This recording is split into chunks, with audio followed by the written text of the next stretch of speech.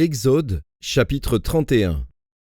L'Éternel parla à Moïse et dit : Sache que j'ai choisi Betsaléel, fils d'Ouri, fils de Our, de la tribu de Juda.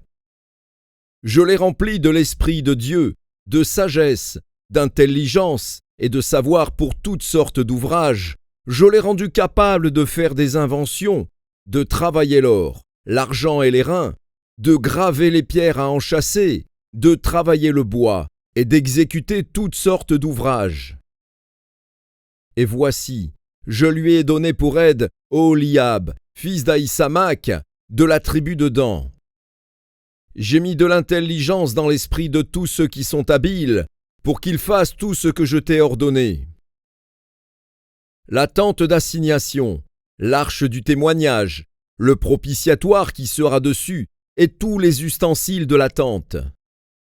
La table et ses ustensiles, le chandelier d'or pur et tous ses ustensiles, l'autel des parfums. L'autel des holocaustes et tous ses ustensiles, la cuve avec sa base. Les vêtements d'office, les vêtements sacrés pour le sacrificateur Aaron, les vêtements de ses fils pour les fonctions du sacerdoce.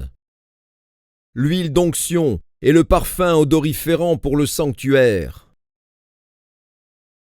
Ils se conformeront à tous les ordres que j'ai donnés.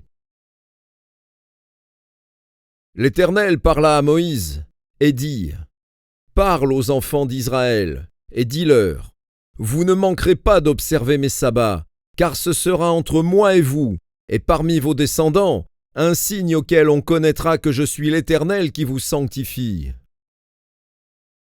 Vous observerez le sabbat, car il sera pour vous une chose sainte. Celui qui le profanera sera puni de mort. Celui qui fera quelque ouvrage ce jour-là sera retranché du milieu de son peuple. On travaillera 6 jours. Mais le 7e jour est le sabbat, le jour du repos, consacré à l'Éternel. Celui qui fera quelque ouvrage le jour du sabbat sera puni de mort. Les enfants d'Israël observeront le sabbat en le célébrant, eux et leurs descendants, comme une alliance perpétuelle. Ce sera entre moi et les enfants d'Israël un signe qui devra durer à perpétuité. Car en 6 jours l'Éternel a fait les cieux et la terre, et le 7e jour il a cessé son œuvre et il s'est reposé. Lorsque l'Éternel eut achevé de parler à Moïse sur la montagne du Sinaï, il lui donna les 2 tables du témoignage, tables de pierre, écrites du doigt de Dieu.